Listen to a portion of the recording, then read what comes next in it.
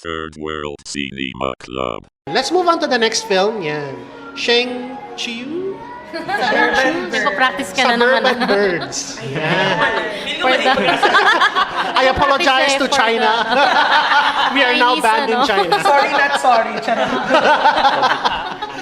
So, Suburban Birds, it also has two parang threads. There's this guy who is parang siyang survey engineer. He's surveying kung nagsisync yung part ng isang city na inaano niya. Meanwhile, he comes across this journal of parang elementary school kids. Yes. And these elementary school kids, they're just, they're playing along, doing kid stuff until one of them disappears. Basically, that's the plot, no? So, have you guys seen Suburban Birds? Yeah. Yes. Ayun, it goes without saying that Suburban Birds is my favorite Asian Next Wave film of this festival. Legit. Oh. Ang ganda nga ng Suburban Birds. It's so, alam mo, hindi ko alam eh. Hindi ko ma-explain yung bakit. I'm so sorry. It's very poetic. There's this parang tone na I really like. It's not for everyone. It's a very not for experimental everyone. film. But may mga echoes ako nakikita from other filmmakers na Asian. Na, for example, yung industrialized landscapes. Nakikita ko yan sa mga contemporaries niya. Sila, Jia Zhangke. Yan. Yung old pulling back camera technique. Na 70s Zoom in, yun. 70s. Very 70s yan. Although ginagamit yan ni Hong Sang-soo, di ba? And also, may pagkaapit siya pong yung Yes. yung Yes, magical true. realism ng pelikula. Parang it doesn't explain a lot. Parang hindi natatali yung yung plot niya at the end. Pero it doesn't need to eh. But it's a puzzle that you figure out by yourself. And that's the best thing I like about the film. Kasi dapat yung mga ganyan makakatulog ako, pero hindi eh. Kasi I was trying to ano kaya to? Bakit kaya ganito? Bakit sila magkamukha? Bakit magkapangalan sila? Yes. Ganun eh. It doesn't offer answers. To the point na sa sa totoo Q&A, lang, may yes. nagtanong talaga. Parang girl, interpret mo na lang. Ganun. Sabi ko nga doon, he's ruining the film. Parang sana hindi niya tinanong sa filmmaker, but I think the filmmaker was very gracious to answer it naman. Yes. Yes. Sinagot niya. Sinagot. Fortunately. Ano yung tinanong? Kasi wala ko nang Tinanong niya, is it the same person? Are they using The kid and the engineer. Na parang ako, clear na naman sa film, madami siyang binigay para sabihin na, yeah, it's the same person. The way, gesture, pati yung pangalan nung lalaki. Shallow. Yeah. Pati nga hindi pa-birthday niya. May pa-birthday din for the kid eh. Yes. Na Kumaga very parang similarly played sobrang out. evident na nung mga cues para ma-figure out mo yung Oh, pero feeling ko lang, yun yung kagandahan ng film, kahit hindi niya i-explain explicitly. Maski ako yung nalaman ko doon, kasi di ba yung bata na maliit, may part na ginugupitan siya ng buhok na napasobra, nagkaroon siya ng pognat. Tapos nung yung sa engineer naman, meron siyang moments na hinahawakan niya yung buhok niya. Nakakala mo parang meron siyang na parang hindi yun explicit, pero deliberately ginawa yun ng filmmaker for you to get that it's the same person. Yan. breadcrumbs ng ng filmmaker. Although you can also interpret it as if the engineer guy is just using the elementary kid's story as a template na patungan niya with his own story. Parang the elementary kid's story is not really the story that we see on screen. It's his interpretation of that story with his own character superimposed on them. His own character and memories. Yes. And very magical kasi nag-meet yung dalawang narratives at one point, 'di ba? Yung Yes. nilalaro ng mga bata yung equipment nila. Nilagyan nila ng gum. Tapos yung- natutulog yung mga engineers, 'di ba? Kung parang ang generous nga ng film in that matter. Ang dami niyang, ang dami niyang binibigay sa'yo. Na, ikaw, bahala ka nang i-parse yung information for yourself. And, yun, I mean, I think each person will have their own way of seeing the film. And that in itself, I think, is beautiful. Ako naman kasi, nung pinanood ko to, aminado, forgive me, snooze fest, nakatulog talaga ako, mga 10 minutes siguro. Pero I appreciate yung style and the treatment of the filmmaker. Kasi, di ba yung, dun sa adult kasi, dun nagkaroon ng style na nag-zoom in, Yeah. ganyan, zoom in, zoom out. And then, iba na rin yung aspect ratio dun sa mga bata. Tapos, ang nakakatuwa pa dun, subtle siya na may insert nga siya ng homosexual subtext pa. 'Di ba? Yung dalawang bata yung dun sa dalawang yung bata. tama. Even the adult Shallow with Ant, 'di ba? Yeah. So, parang napaka-rich nung pelikula. It's just that hindi talaga siya for everyone. Meron din siyang tinatouch about yung paghalintulad or pag-connect niya with yung yung urbanization, yung mga Yes. landscapes. Oh, yes. Also with memory. Yung mga bata kasi, yung mga bahay nila, ginigiba. Mm-mm. Diba? Napapansin mo, they're walking around houses that are for demolition. Yes. They represent a memory of childhood that's fading away. Diba? And also yung with the engineer, the land itself is sinking. So you're doubting I guess also the reality of what you remembered back in the day. Yung exception to that is yung forest. Kasi in both narratives, especially sa end, the forest yung parang refuge mo eh. Yes. Kaya para sa akin yung dalawang adult, yung engineer and his friend, nakatulog sila sa forest kasi komportable sila doon. They're lounging kumbaga in the comfort of their old memories. Ganun. So, yun. And I liked how yung pelikula was very focused not just on memory pero in a way may contrast din dun sa life nung bida, and at the same time nung binabasa na yung story or yung interpretation niya dun sa nabasa niyang diary, tas kung paano siya nag-merge. I think what made it really nice is yung kung paano ka intricate yung pagkaka-position ng mga pelikula, which I think nasabi naman ng bawat tao dito. And yung experience mo lang alone in watching the film, yung pagkita mo na, ay shit, bakit hindi ko to na-realize nung una. Tapos, parang towards the end, sobrang hooked mo na, parang you'd want to see, it's a film that you'd like to see again. Although, may times na may nagdadrag siya. Pero, you can forgo that eh. I think that's something that you can let go. Considering kung paano, it's like the gift that keeps on giving. Ganon yung idea ng pelikula. So, ayun. Share ko lang yung citation. Ako nagsulat ng citation sa Q Cinema. Wow. For its profound and lyrical exploration of folklore and companionship in the era of relentless industrialization, confidently told in two narratives layered with poetry, riddles, and puzzles. So, may folklore element din, di ba, yung dragon na kinukwento dun sa film. Una ko itong napanood sa, humble brag. Una ko itong napanood sa Locarno. So yung version na napanood ko, yung sinasabi ng filmmaker during the Q&A na may pinakat na eksena yung Chinese government. The kids were actually singing a Communist Party song. So yung ending, di ba, nagbabinocular yung guy. Tapos nakita nila yung past, yung mga kids na nag-tread dun sa forest. And siguro mga 1 minute scene na they're holding this stick with a red cloth and they were singing a Communist Youth Party song. And nakadagdag pa siya sa akin na nung napanood ko na yun, di ba? The film is also saying something politically, di ba? Ang nakakatawa nga kasi parang, di ba communist naman ang China? I mean, during the time. Ang feel daw nung censors is that it's mocking the communism. So parang kaya kailangan din patanggal.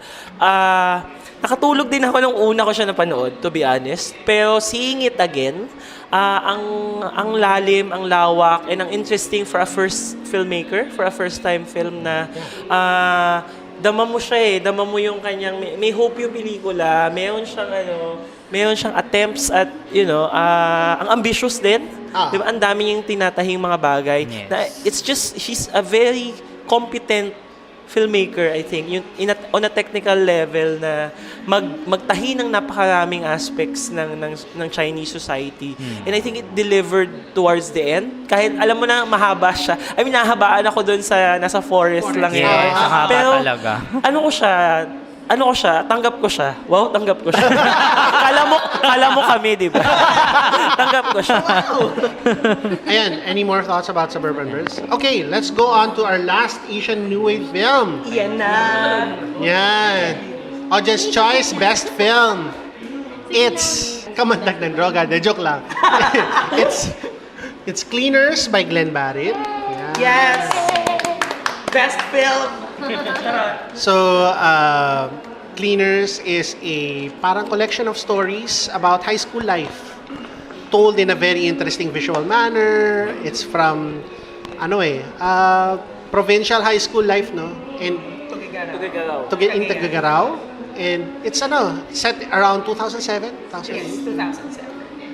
And visually, it's made from scanning, photocopying, and highlighting thousands and thousands of 43,000 Yeah. frames Ang together taray. to create a very, very interesting film. So, what did you guys think of Cleaners other than maganda? Other than obvious na audience choice. Now, just it's Ano it's siya? yan, sige. Si Glenn Barrett, congratulations. Si Glenn Barrett has been Inabangan, making innovative Yes. film. In his films pala, na tatlo pa lang ata. no? Aliens ata, tsaka yung nangungupahan. Oo, may Yeah. innovation talaga siyang ginagawa Yeah. per Ang film. hilig niya maglaro sa form no?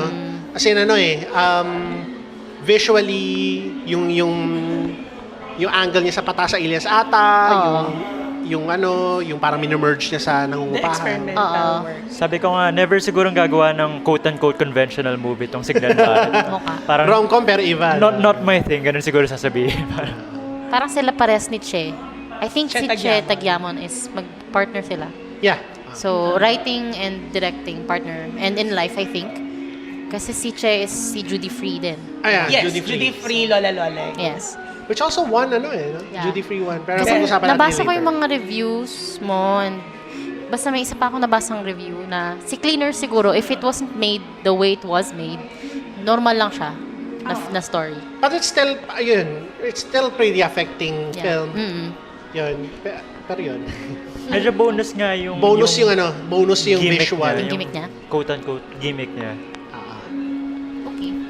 I think Pero- yung gimmickry kasi parang nag-add siya ng ng heart dun sa pelikula. Kasi you remember in your high school days wherein, nagpapa-photocopy din ako ng mga libro, ganyan-ganyan. Nagpapa-photocopy ng mga, pinapa-photocopy ni teacher. Yan.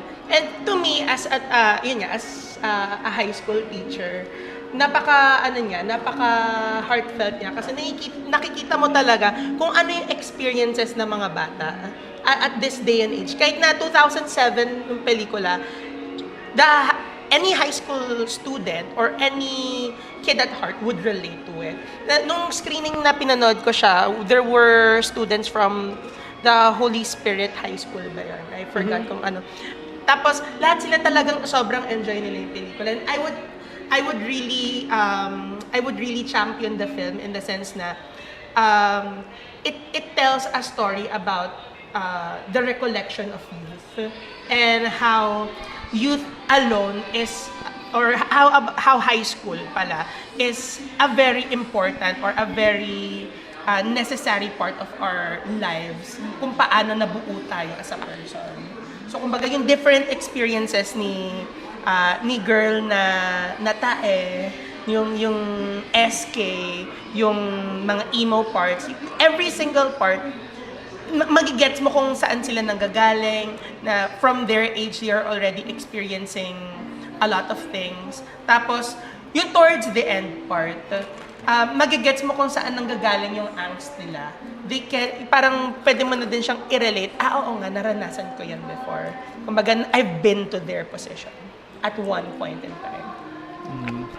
I want to be a bit of a devil's advocate dito sa Cleaners kasi ang ganda niya. Pero hindi ko siya masabi outright na parang may reservation talaga ako na I guess it's just because of my preferences na lang siguro na favorite portion ko dito sa Cleaners is yung Nutrition Month. Kasi meron siyang absurdist element na akala ko that would be sustained throughout the film but it was not. Iba-iba pala siya. And especially yung second part, yung emo boys. Sobrang saya niya, di ba? Parang wild siya sa theater pag pinanood mo. Sobrang crowd pleaser. Pero nawala yung depth for me. Parang expected siya na medyo pambata na siya. Nothing bad in that in itself, pero masyado siyang inconsistent, or saka at some points para siyang medyo by the book na yung atake niya sa mga topics niya. Especially yung political part na last part, parang Yung sa SK. alam mo, ganito yung gagawin yan. Although maganda yung execution at some points, yung bigla siya nag-slow mo, ganyan. Enjoyable pa rin. Pero, I guess baka hindi proportional for me yung reaction ng mga Praise. people. Overhype ba? Not really, pero I would get it na sobrang enjoyable siya. Yeah. Pero yun nga, if I am to be more critical about it, okay lang. Ganun. You'll be surprised kasi gustong-gusto siya ng foreign jury. So yung tatlong foreign, non-Filipino jury members sa Asia Next Wave, that's a unanimous choice for them. Na nakatawid talaga yung pelikula sa kanila. Aray. So it Oo. translated to Oo, them. na yun nga kasi everyone naman nag-aaral nung high school, may mga ganong kinds of experiences na wala silang ibang option for best film. Parang we appreciate the fact that nakatawid yung pelikula sa kanila. Like even on a technical level, they're really wowed by it. Gusto ko lang i-share na yung Cleaners, it was selected by Q Cinema out of script alone. So nung nabasa namin yung script, hindi namin alam na ganun yung gagawin ni Glenn. Kasi blind reading yung Q Cinema Selection Committee process.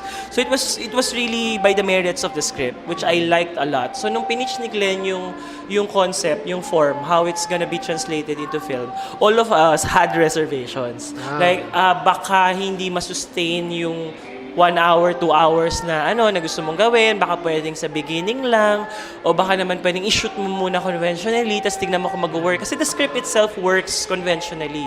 Yeah. Pero yun, I'm very happy because he followed his vision, he followed what he wanted to do, and obviously, nag-translate into understanding ng mas maraming tao, nanalo ng audience choice. Ang laking deal nun na nanalo siya ng audience choice at And ng best film. It Sobrang goes to dalang show nun. na meron siyang nakatawid siya sa mas malawak na audiences, and on a critical level, maganda yun yung vision niya. Yeah. So, yun, ako from a cheerleading part, like I'm just happy he didn't listen to us because yung small film that could, dun nga sa sa deliberation namin na parang in the age of Marvel, in the age of blockbuster movies, 'di ba? Ang laking boses ng pelikula na this kind of storytelling, this kind of pwede mo sabihin baka nga primitive pa, di ba?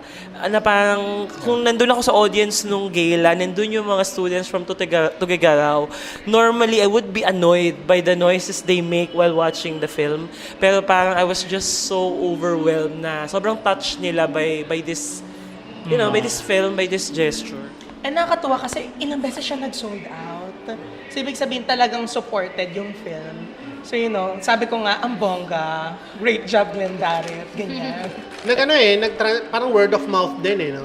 Parang very positive reception from the start. Tapos, it just built up until wala ka na makatch na screenings anyway. Hirap na hirap din yung films na makahanap ng funding. It's a kind of film that, it's so out of this world na it's very difficult to find someone to support it financially. Towards the middle nga, nakita ko yung nag-post si Glenn Barrett ng parang nagpapa-funding siya online na nangailangan siya ng tulong. So yun, I'm so happy na tapos yung pelikula. Parang Kickstarter. Oo, may pag-ganon siyang Interesting. funding. I feel bad na tuloy. Masyado na ba akong cynical, gano'n? Okay yung different voice na yan. Oh. Hindi ko agad naisip after watching the film, pero na-mention lang ni Prime Cruz the other day Yeah. na ang isa palang point of comparison for this film is Pisay from 2007. And senior year din siguro ni Gerald. Senior year, yung episodic na. Pero this Parts film can yun. Also be interpreted as a response to those two films. Parang Can you expound on that? kasi, ewan ko, yung tumatak sa akin na scene, yung SK segment. Yung pinaka-serious na. Pinaka-serious Yung may message na it has a message, parang, alam mo nang ganun It also teaches us that parang corruption is taught from an early age. Tapos it also gives us a glimpse into small town politics. Yung mga, ako magtatakbong mayor, tas asawa ko naman, tas anak ko naman, di ba mga ganun? Wala lang, parang it offers something bigger, parang something more systemic, kumbaga, to what it also offers na yung lighthearted, youthful entertainment. Ang ganda nung reveal nung unfinished.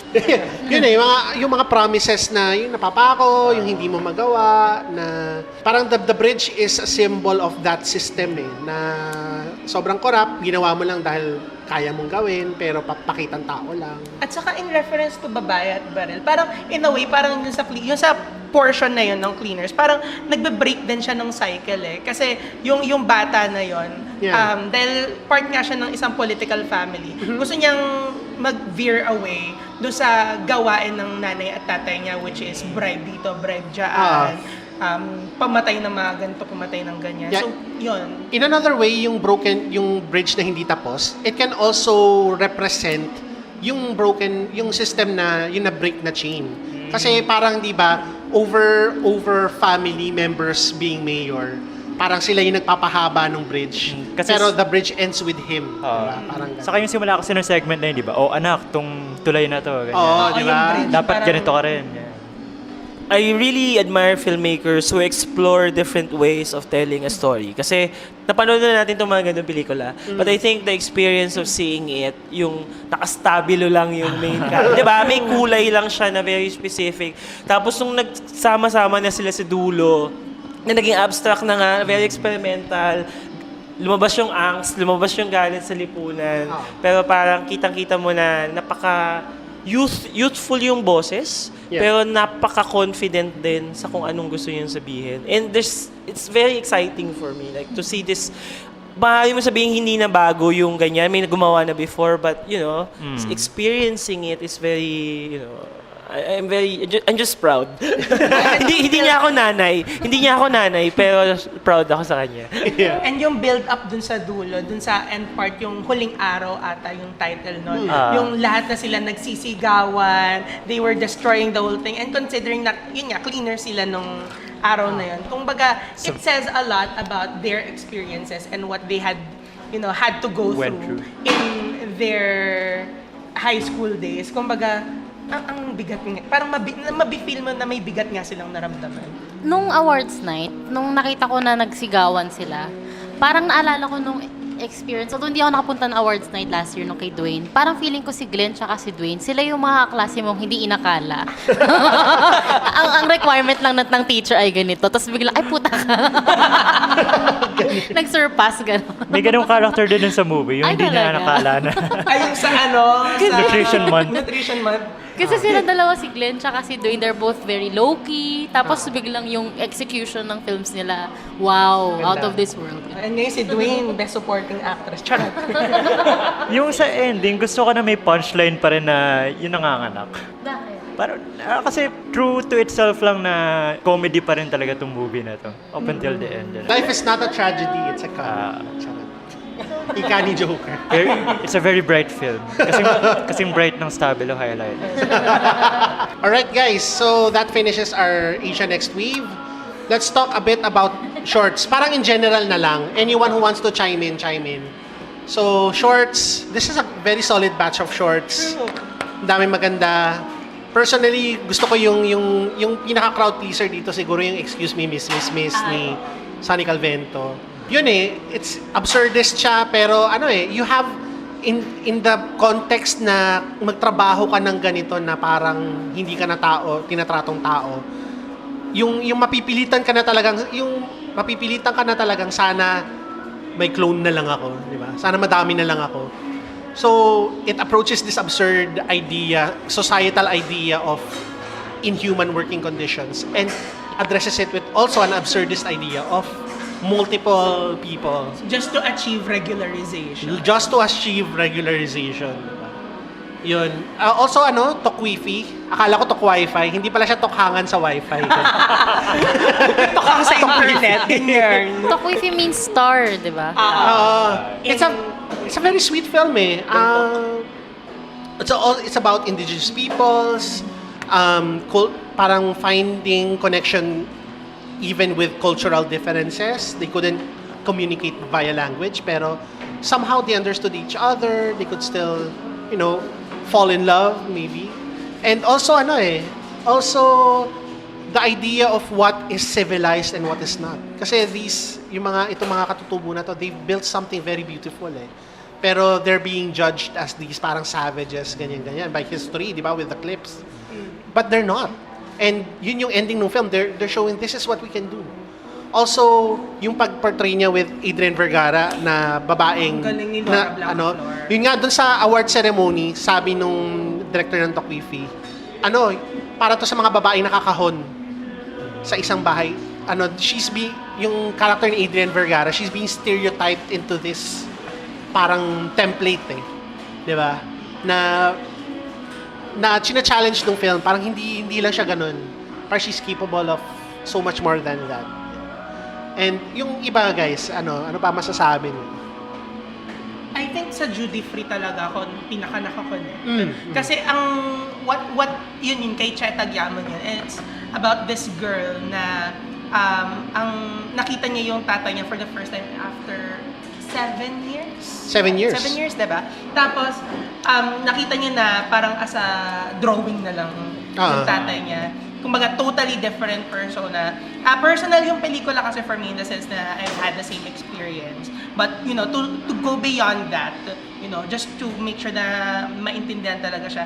What I liked about it is yung kung paano pinortray ni Che Tagyamon, yung character nung tatay. Kumbaga, kung paano siya naging ibang-iba talaga doon sa perception ni Judy, yung perception ni Meryl Soriano, which was the mother.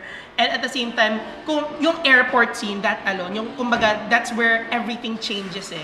That's where people became foreigners or became strangers to the people that they love.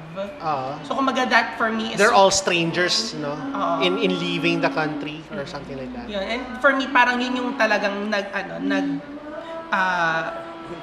nagtumatak doon sa pelikula for me. Yung connection din ni Che Tagyamon tsaka ni Glenn Barrett. So they're both playing with form din eh, visually.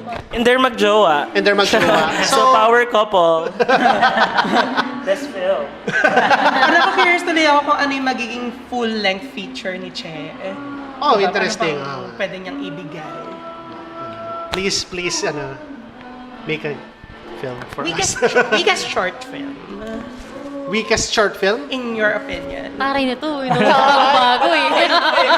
Pagkakabago. Chart na ng weakest short film, Chart. Lalayo na po ako. Okay, bye. Kulang ka ba ng kaaway?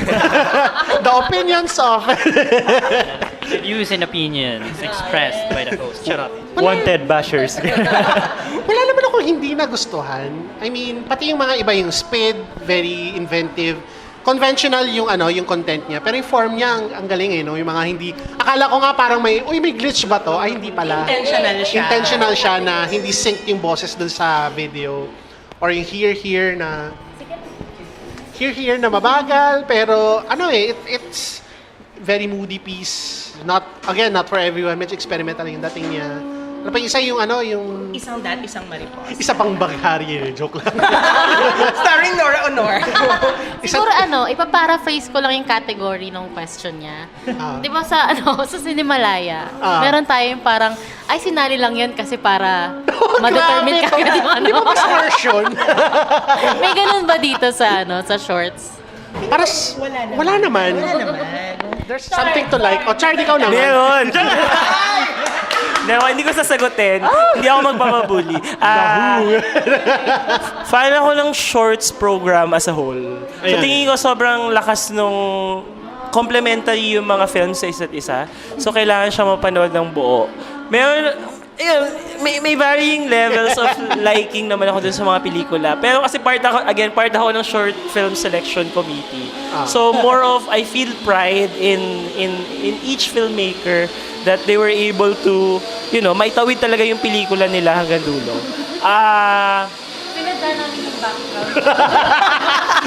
Sabihin mo na, Chart, kung hindi mo gusto. Charot. Hindi naman maririnig. Totoo ba? Hindi. Joke lang. Fan ako ng Here. Here. Joan Cesario. Judy Free ni Che Tagyamon. Tsaka Tokwifi. Although, marami dyan, anim sila. So, marami dyan, I think, nakatawid dahil sa strong direction. Kasi halos lahat maganda talaga yung script eh. Siguro yung kay Norvin, yung isang Isang Mariposa. Siya na yung pinaka hindi edgy. Kasi karamihan edgy eh. Speed, here, talk wifi, excuse me, miss, diba? There's something that it's offering. Kaya na-appreciate ko yun siya kasi in the sea of, na walang mga... Siya yung very conventional. Diba? Siya yung pinaka... Actually, pati nga yung mga gender stereotypes niya. Very... Nag-stand out siya by not standing out yan. Oo. That's a safe way to say. Ayan, tapos na rin yung ingay. Ayun. So, again, let's go to our last, very bibilisan lang natin kasi. Tagal na natin. Instead of what have you watched recently, let's go to what non-competition Q Cinema film have you watched and did you like it or not? Just say a few words, mga less than 5 minutes about the film. So start na lang ako, last si Charlie. Sana ako yung inuna mo, di ba? Sige, meron po palang matagal lang hindi nakakapagsalita. Opo, si Princess po. Sige, si Princess na lang, tas huli na si Charlie. Ako second to the last. Cess, ikaw muna. Sorry, Dan. Puro mga non-competition yung mga napanood ko eh. So, enumerate ko na yung medyo not so favorable, pero okay lang. Si Tisoy. So, ito mga, restoration films. Tisoy. Sige, sama ko na si Between Walang Ningning kahit hindi yung restoration na panood ko. Si Between Walang Ningning. Tapos, Bia. Hindi, yun yung gusto ko eh. Yeah. So, Lingua Franca. Yes. And then, Biyaya ng Lupa. So, si Biyaya ng Lupa is one of the best restored films I've ever seen and everyone should watch it as in sobra. Parang Classic. from the editing, from the art depth, from Miss Rosa Rosal herself, from lahat ng cast talaga. Nandun yung screening, diba? Yes, yes. And Birthday pa niya na. yeah, and Marita Zubel. And mahihiya yung mga actors today na napapagod pag matagal ang screening. Kasi si Miss Rosa Rosal talaga, mula umpisa hanggang 3 interviews pa in-entertain niya sa last In talaga. fairness sa kanya. Femme fatale. And siya na yung pinakamatandang nandun na buhay pa rin hanggang ngayon. Hindi ko alam kung ano ba yun. Is that Oo. praise? Or? Pero ang galing kasi yung kwento, yun nata yung first film na nominate sa Berlin International Film Fest for the Golden Bear, tama. Golden Bear? Yes, so yun. For the longest time, Biyaya ng Lupa is considered the greatest Filipino film. So bago tayo nagkaroon ng idea this canon making of Maynila sa mga kukunaliwanag. It's from the 50s, di ba? Yeah, 1958. 58. So parang reflective din kasi it speaks a lot about traditional Filipino values, Yes. yung lanzones, Yes. yung mga nagtatanim sa probinsya. So very native, quote-unquote, Filipino. As opposed sa a film like Maynila, alam mo na nagkaroon na ng upheaval sa society. Yeah. So, yun, for me, it's a very interesting film, a very good film as well. Pero, parang in the lens of the greatest Filipino film ever made, it shows also a lot about what the film is trying to say about Yes. what constitutes a Filipino. di ba? Yeah. I think it's a film ahead of its time. What I can say kasi yung the audience itself, the reception when we were watching the film nung restoration niya, talagang ma-amaze ka kasi to think na at that time nakaisip ng ganung pelikula, yung to use the lanzones as a metaphor, Yes. yung takbo ng pelikula, Yes. yung actingan. Kumbaga, you cannot pinpoint anything dun sa pelikula na hindi ka mahuhok eh. It's a film that you'll really like and you'll give a 5 stars whether you like it or not. And ang galing nung technicalities niya kasi black and white siya.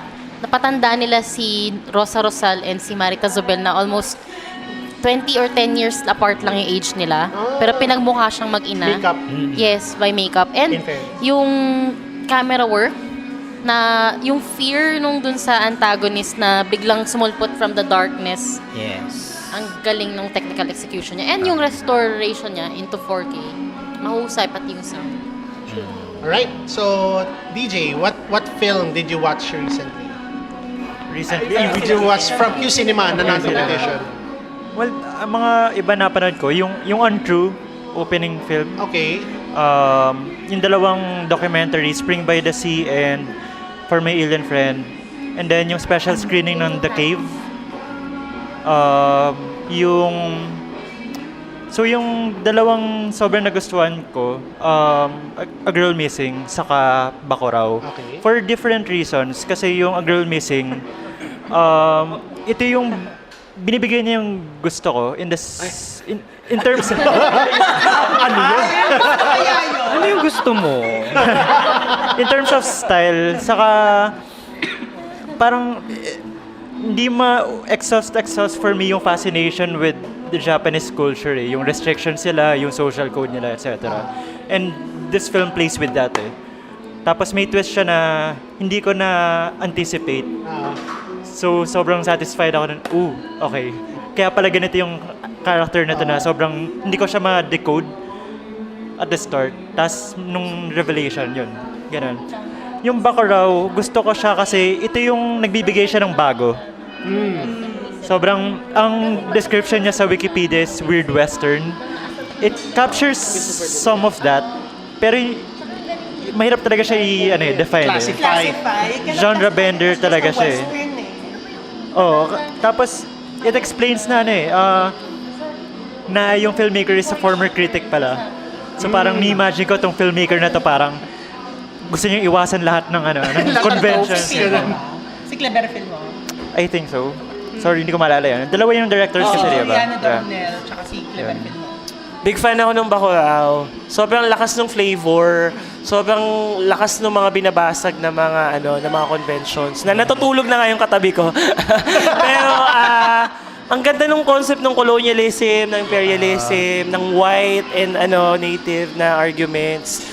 Hindi siya for everyone.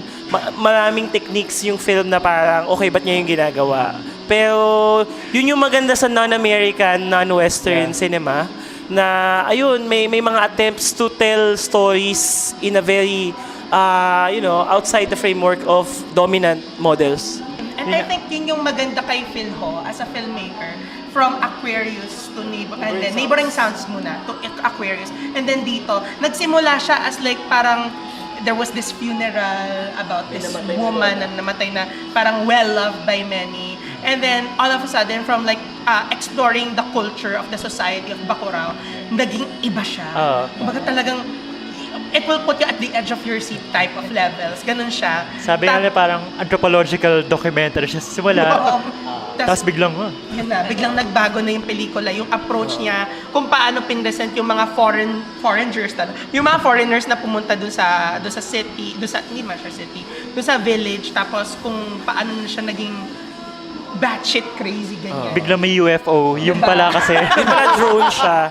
Symbolic pala. Pero hindi siya madaling pasukan na pelikula kung sanay ka sa mga paraan ng pagkukwento na very conventional. Kasi may mga characters na iniiwan, may mga hindi pinupurso na plot.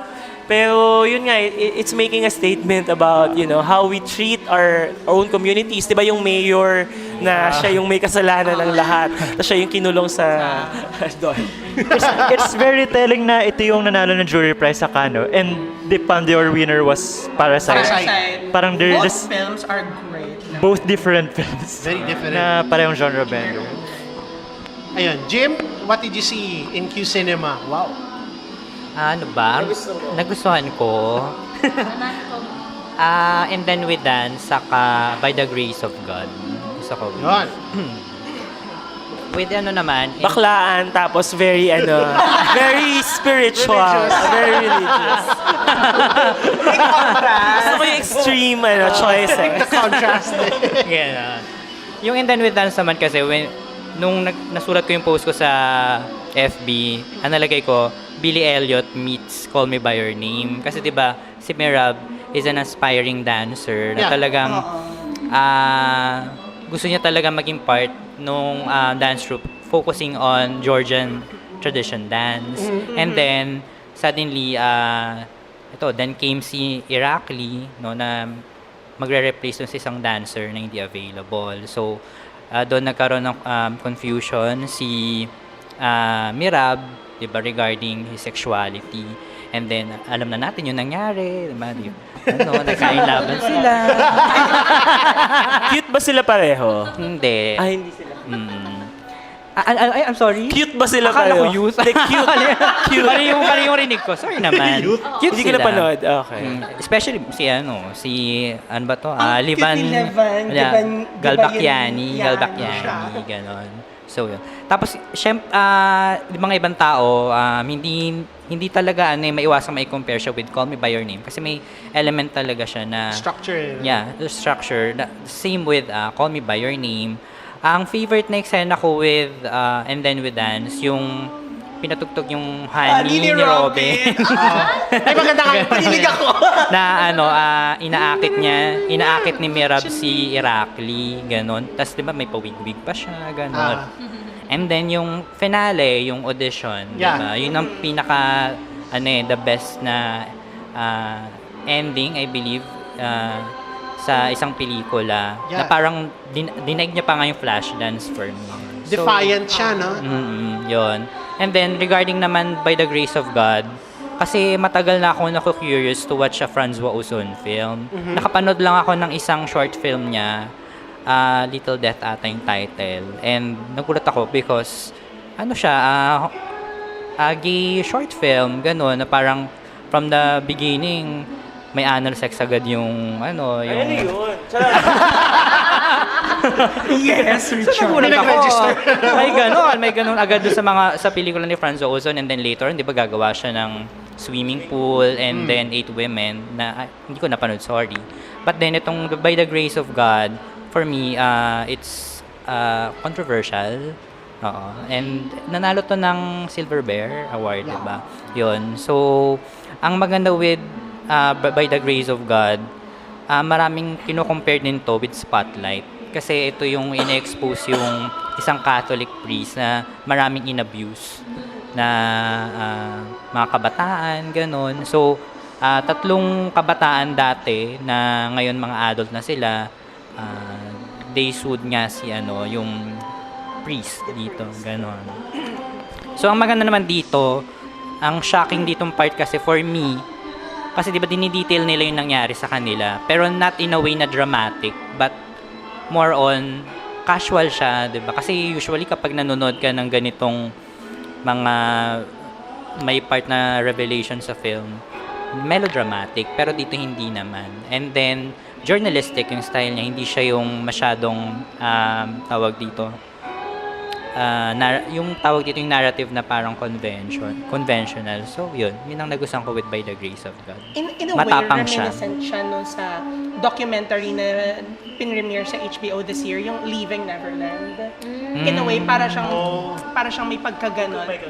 Yes, Yung yung kay kay Michael Jackson. In a sense na parang the characters dun sa story ng By the Grace of God, they're not just there They're not journalists They're storytellers who are trying to tell the story of the sexual abuse that they had to go through. And to me, it shows a lot of power and a lot of dedication coming from Ozon. Yes. Kasi ang naalala ko lang na pelikula na napanood ko sa kanya is yung Franks ba yun? Yeah, Sa Cinema 2016. Yun. 2016, So, sorry. it's a totally different film this time around, what I've seen from him. So talagang napaka-meaty niya. And there were parts wherein some people may not agree to how the story of abuse was depicted. I don't know. But to me, talagang napaka-meaty, napaka-meaningful nung pag-reveal ng controversy about how Catholic society or how the Catholic anong tawag sa'yo? Diocesan kami. How they think and how they are as people. Kumaga, you also tend to question that. Yun yung talagang nag-ano sa film. Saka matapang talaga siya yung pelikula. Kasi talagang even, di ba, yung pinaka-archdiocese nila, di ba, na sinabi na hindi daw dapat ang tawag dun sa ginagawa na yung Pedophile. Because Kundi- it means love of children. pedosexual. Diba? Parang shocks talagang, parang nagalit ako while watching it na ngayon ako nakaramdam ng ganitong galit ulit sa pelikula because of ganito, di ba? Tapos, dinahilan na lang na by the grace of God, may forgiveness, na dapat meron pa ring justice na nangyari. Kasi, na dapat mangyari because na-abuse yung mga bata. Di ba? Magkaroon ng effect sa nila yun sa adulthood nila or sa development nila, diba? Parang siyang reminiscent nung cult na Children of God. Ganon. Yung Children of God kasi parang pagkasilang sa'yo, yung mga priests, ina-abuse sila. Ay, hindi ko And then napanood sinasabi kasi. na yung sexual abuse na yun is showing your love for God. Kasi priest ka. Is this a film or? It's an actual cult. Okay. Pero ito isang pari lang naman. Na-admire ko si Ozon actually upon seeing this film. I'm not a huge fan, but I think it's the least Ozon of the Ozon films. Because he's usually very weird and he injects, yung mga concepts niya is very edgy and very controversial. But I think in this film, he was able to step back and see that there are bigger issues at hand that need to be told in a very straightforward, even clinical manner, di ba? Parang very clinical yung ano niya eh. Pero strong din yung direction eh, yung tatlong characters. Yes. Si una yung si Kuya Pogi na banker, tapos yung isa na ano yung may family na, tapos yung pangatlo yung may sakit. Yes. Na alam mo na iba't ibang levels of abuse yung pinagdaanan at yung effect din sa life. Yung isa mayaman, yung isa mahirap, yung isa may family support na may problem with his brother. Yes. So I think yun nga yung direction eh, yung how it's put together, everything without interfering too much in the material. Yes. Yun yung admire ko. Ang gusto ko nung part din yung, di ba tinanong na nung anak, na do you still believe in God? After all that happened, di ba? So, pero malinaw naman in the film na sabi nga niya, parang he respects, di ba, yung tradition ng Catholic. Kaya yun. Alright, gusto ko lang po may comment lang ako doon sa And Then We Danced. Parang ang daming pasok nung pelikula in terms of hindi lang sa yung the romance at the center. Kasi di ba sa Call Me By Your Name, the two main characters, they were left on their own. Wala masyadong interference with society. It's very supportive. Dito baliktad eh. Systemically pa lang very fundamentalist or very very conservative yung Georgian society. And the dancing, the concept of the Georgian dance, kumbaga may So, element of conservatism. Yes. Kailangan Saka may follow discipline siya. talaga siya eh. May It has discipline. it has a view of masculinity na Yes. hindi na applicable to today's world. Mhm. So yun yung challenge niya with the final scene, di ba? In addition, yung meron ding parang undercurrents na political na tipong yung anti-Armenian sentiment sa Yes. Georgia. Medyo na dumaplis sila doon. Mga ganun eh. So kaya nagustuhan ko din siya. Yun lang. AG, ikaw naman. Ano yun ba yung okay. Kahit favorite lang. So, out of yung sa 33 films na pinanood ko, ayun, so, for me, something na naalala ko talaga is, or talagang pinaprocess ko pa rin siya, maybe until ngayon, is dalawa. Yung isa yung sa, in case you missed it, yung screening nun sa UP. And then, the second one was Lingua Franca ni Isabel Sandoval. So focus on the latter kasi I think mas naging siya, mas na-reach siya na mas marami. So yung Lingua Franca, it was about this transsexual woman living in Ohio. Yeah, living in Ohio.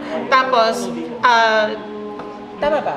Hindi ko na maalala eh. Basta Ohio ba? Ohio. And then kumbaga she's trying to look for an opportunity to get away from being a TNT. So, 'di ba kapag TNT ka, pwede ka ma-deport, so mawawalan ka ng opportunity to help your family. So, one of the ways na naiisip niya to escape is to get a green card. So, para magkaroon siya ng green card, isa sa mga paraan is kailangan niya magpakasal sa isang American. So, what I liked about the film is I don't know if it's autobiographical yung pagkaka-depict ni Isabel Sandoval dos Pelicano. I'm not sure if naranasan niya na yung ganong experiences. Pero yung it depicted the story of an immigrant struggling in the United States and how she wants to really give a better life for her family. So, it's a total contrast to the guy in the story named Alex who doesn't care much about his grandmother na inutusan siya na dapat niyang alagaan. He doesn't care about his employment na talagang ang sa kanya lang is, okay, I wanna live my life. Shit, ganyan. I don't care. Until nung nakilala niya si Olivia, si Isabel Sandoval. That made him want to be like her at some point in a sense na she's struggling and she wants to be to really help out, not just herself but also her family. So kumbaga talagang mafe-feel mo yung the sentiments, the intention, and ang ganda ng pagkakadirect din ng pelikula in the sense na may mga parts na sobrang poetic, Yes. napaka-lyrical nung direction ng camera work ni Isabel. May mga parts nga doon na parang na-intriga ko yung paggamit ng dildo. May ano yan, nakakagulat nga yun. May pa-vibrate. May lubricant. I know, right? While Pero watching kasi doon sa bandang end part, alam yun ni Ate, Sige, sige. nakatulog Baka na. Siguro mga ano na yun. hinele ko mga na lang. last Kaya mo yan. 5, last 10 minutes. Okay lang, pagod ka pa. Last 10 minutes. So, yun. Pero as a whole pa rin, kasi ina-explain naman sa akin how it ended. So parang, so yun. Parang for me, I still liked it as a whole. Ang invalid na yung mga sinabi mo. Sige po, labas na po ako. Hindi. Edit out din. Hindi, kasi ang nangyari, parang since na missing yung last 10 minutes, hindi niya nagustuhan. Sabi ko, actually, no. It's the perfect use of the language of cinema to tell to show yung problem talaga ng reality. Kasi, ang dami ko na napanood na Pink films. And yung naalala ko lang na closest sa kanya is Kiki, noong Ay, yung Kiki 2016. Na tipong yung struggle nila in the community, transgender, and as gay people, ganyan. Sa kanya kasi, parang obvious naman na it's based on herself. Pero, ang ganda ng pagkakagawa niya in a way na it's classy, it's not kalat-kalat, may Yes. structure siya. Mm. And ang ganda nung pagkakatapos niya na hindi niya ginawang fancy schmuck na nagkatuluyan sila. Okay, spoiler. Hindi sila nagkatuluyan kasi ang ganda nung pagkakasulat niya sa character ni Olivia. Kasi ang daming transgender films na parang marupok din sila. Marupok siya pero ang galing nung nung mukha niya. May level of seriousness. Oo, ang galing ng mukha niya na talagang the way she acts masyadong vulnerable pero yung face niya talagang strong. So yun. Something to look forward to definitely is Sandoval's future outings. Baga mas na-curious ako na makita kung ano yung pwede niya pang i-direct and sana hindi na ako makatulog.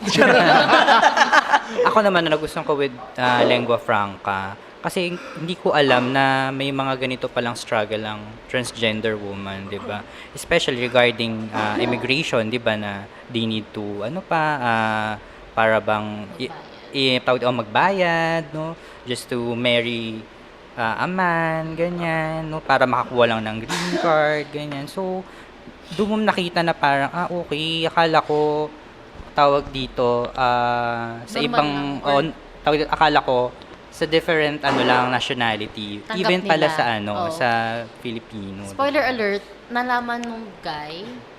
nalaman nung guy tungkol kay Olivia. Yeah. And so parang ako as a female, na parang, okay, kunyari ako si Olivia. Pag nasa ibang bansa ako, magbabayad ako para may magpakasal sa akin for a green card. Sa kanya hindi lang yon, parang lalo pa na-complicate. Kumbaga mas nagkaroon ng shame yung ano niya. And I like din, okay siguro, yung passport, kumbaga 'di ba iba yung pangalan nila doon Yun, compared isa pa sa yun. ginamit nila Isa na pa yun, pangalan. yun ang maganda Siguro dun sa film. I like na ginamit nila yon to contrast yung depiction ng transsexual woman, regardless kung Filipino siya o hindi, in a society na you're expecting na magsusupport pa ganito eh. Kasi nga, when we talk about America, they talk about the American dream. They talk about, being free. But then again, in the society wherein Trump is the head of, of the country, we cannot say Yeah, that and that's the case. ito siguro yung kaya hindi ko masyadong gusto si Ave Mariam kasi nga parang pointless siya. May times na ayoko nakapikit ako kasi, hindi ako inaantok. Pero nakapikit ako kasi. Sorry naman! Nakapikit ako kasi na-foresee ko yung problems and worries niya. Na parang I just wanna look away and say na parang kailan kayo matatapos yung problems niya. Okay. Any more? So, ako naman, yan. So, nakapanood ako ng 3 docu-QC films this year. Lahat naman local. So, A for Agustin, Spring by the Sea. Pero yung gusto kong pag-usapan ngayon is yung For kay My Jet Alien Lico. Friend. Yeah, For My Alien Friend. Alien! Gusto ko talaga si Jet Lico pag gumagawa siya ng weird or experimental na pelikula. Yung Matang Tubig, yan. For example, it's documentary framed as a transmission to, yun nga, an alien friend. Pero hindi ka sure kung nakikinig siya yung alien friend or hindi. Or baka imagination lang Or niya. baka imagination lang niya. And it's also a very personal film eh. Tukol talaga sa buhay niya. And in a documentary sense, okay siya. Ang inventive ng pagkaka-present niya. At the same time, it doesn't take itself too seriously. Medyo jokey siya. It references parang meme culture. Pero it also reflects parang memes in a different sense, in a parang D.W. Griffith sense na parang pieces of information that are transferred from one human to another kasi we're transmitting information, not just genes. Also it encourages the viewer to engage with it. Kasi 'di ba, yung sinulat ko sa review ko na it starts and ends with a QR code. Yes. Na pwede ka maglabas ng ng phone mo para basahin siya. Although magmumukha kang pirata. Ayun, sabi pala sa akin ng friend ko, si Mac, just to share din, yung first at saka yung second QR code pala, same lang din pala yung message nila. Yun, what's on your mind? What's on your mind? Yeah, it's basically yun yung nakalagay dun sa picture na yun. Ayun I really like this documentary. Yun lang. I think it's a strong contender for the best Filipino of the year for me. It's a very compelling work, playful, serious, personal, political as well. Yeah. Very technically well made. How it's edited, how the images are put together. Ang fear ko sa start is that maging very exclusive yung film kasi nandun sila John Torres, nandun sila Timmy Hart. So it's a film made for friends in a way. Charlie Boy. Oo. Pero I've talked to other people na hindi naman part ng local film community and I think they were still able to dig it. So the film is able to it's an experiment in form but it's also a touching portrait of Jet and his mom. Yeah. Yung family niya na dinitel din niya yung kapatid niya sumali ng Super Serena. So siya lumalagpas din siya dun sa very personal aspects ng life niya na makakatawid sa audience in a very relatable manner. I think yun nga yung the editing of the film is very excellent. Yeah, super. Yung ko din, napansin ko din doon, yung parang pagka-frame niya as a transmission, parang he's also reflecting as a filmmaker. Parang his films are these transmissions. He's telling stories into the void na he's not sure if there's an audience for them, if there's someone that can listen to him, but still, he will transmit it anyway because that's what he does. It has shades of, obviously, John Torres's films, Yeah. Ryan Martin's films, etc. But I actually prefer Jet when he is not taking himself seriously. So I'm not a big fan of his narrative films, but Express in this one, for me, it's an exceptional work. Ang ganda ng pagkakagamit ng cinematic language. Yeah, the fact na may mga scenes na at times you think that a normal person would not like it or would not be engaged into it. But considering the reception nung pinanood namin siya sa Galleria, there were like 7 of us lang sa loob ng cinema. But everyone was like thoroughly engaged in what Jet wanted to say about his life, his family, his mother, his sister. Kumbaga parang you would want to know more about Jet Lico's life and every single thing that revolved around him. Kung paano niya kinuwento yon, kung paano finrame yung mga shots, kung paano siya inedit. They all made sense and they all contributed into this one piece of a film na you'd think na like, okay, you would be connected to him. You would be connected to what he wants to say. So, in a sense, na-receive yung transmission. Yes. Tayo pala yung alien. Tayo yung aliens. Yun. So, yun, Chard. Oh my God. Yeah, grand finale. What Yeah. non-comp film did you see that you'd like to talk about? Babaan natin yung ating expectations. So, ang dami ko napanood kasi buong week naka-leave ako kasi part ako ng jury tapos gusto ko yung talagang manood. So, I'm a fan of System Crasher. Yung hindi nag-play nung una kasi wala Walang subtitles. sub sa One of the best acting Trinoma. performances of 2019, like ever. It's a very stressful film. It's about a kid, having this condition na nagwawala siya whenever she's triggered. Nagustuhan ko din yung Wet Season, yung closing film from Singapore na magiging available na rin ata sa Hook. Very Asian, very melodramatic, but I think nakatawid yung pelikula, traversing very specific aspects of Asian culture and getting old. Gusto ko din yung documentary na talking about trees. So it's about these filmmakers in Sudan. Wala na kasi silang Sudanese cinema. So, repression ng government, economic reasons. They're trying to show a film and hindi nila may palabas-palabas kasi grabe yung bureaucracy. So, actually, towards the end, naiyak ako. Kasi they're very full of spirit, they're very full of drive, but there are bigger things, stopping them from showing a film. Actually, Tarantino film pa nga yung papanood nila. So, parang sobrang nakakalungkot. Na parang isip ko, ganun kung yung Philippine cinema, wala yung mga katulad natin. Katulad natin. Katulad natin na may passion for it, and etc. Maaaring ganun din yung mangyari sa atin. Kung hindi tayo lalaban sa gobyerno, hindi tayo lalaban sa prevailing systems, yun. Gusto ko yung synonyms, bukod kay Kuya Bida.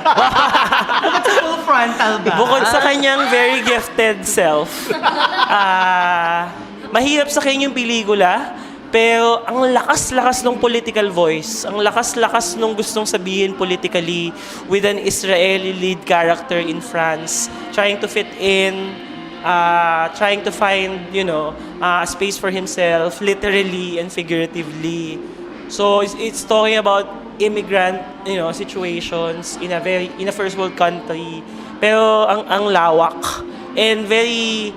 Yung final scene nga niya na tinatry niyang buksan yung pinto at hindi niya mabuksan-buksan, ang laka ng statement. Very telling yun no? Pero yung gusto ko sanang pag-usapan ay yung No Data Plan ni Miko Rivereza. I'm a big fan of the film. Bali tungkol lang siya sa character ni Miko na nasa USA na sumakay ng train from one point to another. Tas basically the film is composed of being on a train. So usually nasa train lang lagi yung POV niya. Yung mga nag-walk out nga dahil doon kasi wala siyang sense for them. Pero it's a very personal documentary. If a documentary is a term we use for a document of one's life. So document din ang kanyang family, ang kanyang illegal immigrant status, etc. So I like the film bukod sa pagiging personal ay very visual din. Kailangan natin ng mga itong boses sa ating cinema na hindi lang very traditional, hindi lang very narrative-driven. Napakalakas ng boses ng pelikula. And it's also one way of telling the overseas Filipino experience na hindi siya madali at hindi rin siya laging dramatic. Pero may way of being poetic about it na nakaka-touch pa rin pag pinanood mo. I think it will be shown in UP. October 30. On October 30. So if you have time, watch for it. Watch it, except kay John na wala ata dito. Bye, girl. Charot. No. Yun lang. Gusto ko lang sigurong magtanong kung napanood niyo yung Spring by the Sea, what do you think about it? Yes. Yeah, Katabi ko si Richard na pinanood. Hindi si Philbert D, tas katabi mo si Richard. Yun. Gulo na ako, sorry na. As with most of the gusto ko siya. It's a very personal document din Yung documentary in the sense of documentation of one's life. It's a snapshot of Alia Garcia's family's life as they're living in Yanbu, Saudi Arabia. May para angulo na OFW family, displaced from the Philippines na tipong talagang doon na sila tumira, doon na lumaki yung mga bata. But it's para slice of life lang talaga siya. Gusto ko yung pagka-home video. Yes. Parang feeling ko part yun ng kanyang parang pagkukwento na yun nga, yung mga kapatid niya, kinukunan niya lang. Tapos, they're also very interesting characters. Kulit Pero, ng kapatid niya parang naririnig niya yun. Ang Yeah. boring no? yun nga, yung pag very hindi siya amateur eh. Very, ano siya eh, very childlike yung paraan niya ng pag-document sa family. Yeah. Na very touching, doon lumalabas yung pagka-human ng characters. Na hindi tayo sanay sa ganung docu na yung alam natin docu very polished, may ano. Pero ito, alam mo talagang ginawa niya talaga para sa pamilya niya. Sila talaga eh, no? Tapos, napansin ko din doon sa buong pelikula, maliban doon sa picture sa huli, once lang siya lumabas as, Fully. yung sinushoot niya yung sarili niya, may isang scene doon na parang Yung nasa tinatry mirror niya ba i-focus, siya? yun lang, parang she's trying to film herself din, I guess, parang trying to focus herself in the midst of this family thing that's going on. Kasi nakakatawa doon sa screening nung gala ng Spring Bride si Richard, sinasabi niya, "Yes, sis!" Sino ba ka na? Oo, sumisigaw ka nun. So siguro bago tayo magtapos, gusto ko lang yung tanungin, anong tingin nyo dun sa radical move ng Q Cinema na mag-incorporate ng foreign films sa main competition? So 3 local films, tapos merong Foreign iba. films. Oh, kasi it's the first year that they did that. Yes. Ako nagustuhan ko siya. I mean, Ako din. I like the foreign films that came out. Not the films that I would expect. May genre, may parang art house, di ba? Tapos ako advocate talaga ako of Asian cinema, lalo na Southeast Asian cinema, yan, mga ganyan klase cinema. Kasi hindi siya napapansin in the Tsaka larger hindi sense siya of ganun world cinema. ka-accessible. Ang weird, hindi siya accessible sa atin. Oo, Kahit eh. na neighbors lang natin Yeah, sila. parang when was the last time you saw an Indonesian film or a Malaysian film? Madalas tayo. Pero Madalas hindi tayo. naman ganong kadalas. No. Siguro kapag may The Love of Siam levels na Tsaka parang last time yata na may nag-inject ng ganito was world premieres pa World eh. premieres pa. Yes. Wala na eh. Nag-enjoy pa naman ako. Parang Parang, Yen's live sa World Oo. Premiere. Pero to be fair, mas maganda yung I guess due thanks to the selection committee. yes. 1,000 pesos. Mas maganda to sa WPF. Oo, of course. I agree kasi nag-volunteer ako sa WPFF, RIP, twice. Feel ko ganun. na parang may pride din na tipong yung mga pelikula natin, hindi lang pang atin, pang Yes. laban. Di ba? Pwede Tsaka- tayo makipagsabayan international. Pinanindigan yung one city to the world. One second to the world. At remix na ang theme song. Yes. So, di ba? Ayun. Gusto ko yung yung pasabog nung Tubig. nung awards Yung rising night wave. na may dance may dance number and nandun si sino ba yun yung naggitara Ira Cruz. Q Cinema 2020, may full band na yan. May orchestra na. Nilalaban nila sa Interpretive dance. Sinamalaya na may dancers eh. May Sinamalaya dancers Hindi ka eh. nila, tapos parang may hybrid, may rap na. Tapos may lyrics na. Hindi lang one city to the world. Tapos lalabas si Ariana Grande and then si na lang Carly Rae lalabas daw sa next year. Surprise guest, ganyan. Carly Rae Jepsen, Q Cinema. Sa akin naman, okay din. Although at first, nakakapanibago kasi syempre masanay tayo na puro Filipino films, diba, ang nilalagay sa competition. Ang maganda doon, same sentiment din naman na nabibigyan din ng chance yung other Asian cinemas. Kasi maski ako, konti lang din naman yung knowledge ko about other Asian cinemas. So, maganda yun kasi nakikita rin yung culture ng Malaysia, ng Indonesia. So, yun. Yun ang maganda doon. Croatia. Truly Asia. Check. Not truly Asia. Nasabi mo, Engelbert, yung na ang usually na-export sa atin na pelikula is Thai. And naisip ko tuloy, parang may correlation ba between a country's economy and yung film industry niya? And Thai yung pinakamalaking economy sa Southeast Asia outside of Singapore. Yeah. Which makes me think na parang outsized talaga yung industry natin, no? Compared to our economy. Malaki. We're one of the largest and in hindi terms of output, di ba? and hindi siya proportional sa economy natin, Oo. di ba? So, parang, So I think I think this is what makes Q Cinema such a progressive film festival. Kasi not only yes, Yung kabago-bago niya. layas na po talaga ako. Sir, napadaan lang kayo, di ba? Hindi kasi kapal na mukha ko, dami kong screen time. Go lang, go. Hindi kasi parang para sa akin, yung the fact na nagwe-welcome tayo ng iba't ibang pelikula from other countries. Kumbaga, it just goes to show na we're more than just we really value the Filipino ideology of hospitality. We welcome them. It almost looks like yung Philippine cinema or yung Q cinema, it becomes the hodgepodge of or Asian cinema in general. Hub. And I think na this serves as a platform or as an avenue for other countries or our own cinematic, hindi ko maalam yung term, cinematic camerot. Chuchu bells. Yung sariling cinema natin to welcome more than just the blockbuster cinemas. We can also watch Asian films na makikita natin yung kultura nila, mas ma-welcome natin sila, mas maintindihan natin sila. Indihan, jo. Yes, indihan. Pero in terms of diplomacy and geopolitics, ito yung soft power nga na sasabi ni Miss Baby Ruth, di ba, na cultural diplomacy.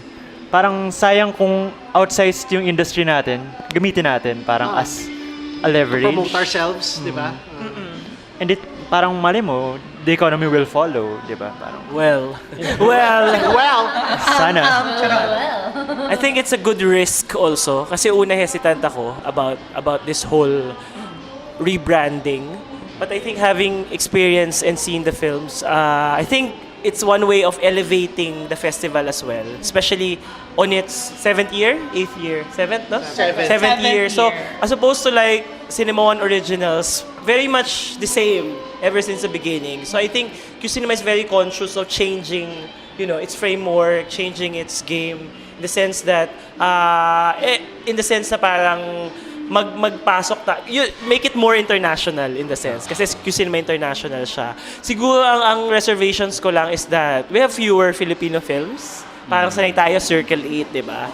Na naging 3 lang. So kung ganun na rin lang, sana yung budget ng mga 3 films na mafa-fundan, taasan din. Kasi very important yun sa paggawa ng pelikula, magkaroon ng mas malaking finances para ma-realize yung vision nila. So yung 1.5 million, sana mas tumaas pa siya. Kasi yung hindi mo ibibigay dun sa supposedly 8 filmmakers, ibigay mo na dun sa 3 filmmakers, diba? And it will vastly improve the film, I'd like to think. So, sinabi ko na yan sa festival director. So I hope they listen. And exciting siya, no? Imagine, it's only on its 7th year and it's already this progressive. What more in the latter years or in the years to come?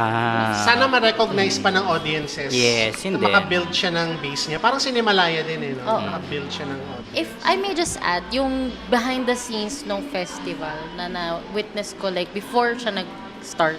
Since diba, in-invite ko si Sir Ed, not si Sir Ed, ganyan. Nagustuhan ko na mas siya ngayon. Kaya sinabi ko parang one of the best siya na editions ng Q Cinema. Kasi hindi lang siya closed sa mga usual na media or vloggers. Yes. Sa mga senior citizens. Sa mga ma-extinct na dyan, gano'n. I'd like to, Mga maingay na gano'n. citizens. Hindi, kasi, isa ako sa... Mga Mondays week. Isa ako sa in-approach nila to get other bloggers involved. Kasi dati parang kung ano lang yung list na binigay sa kanila ng usual, yun lang yung sinusundan nila. So parang ngayon natutuwa ako na sa screenings, ang dami kong nakikitang Yes, yun ang hindi maganda din usual na with people. Mga friends. Cinema Bravo. May pagbanggit. Hi, Janelle! Hi! Sana may Hi. innovation din dun sa grand schemes.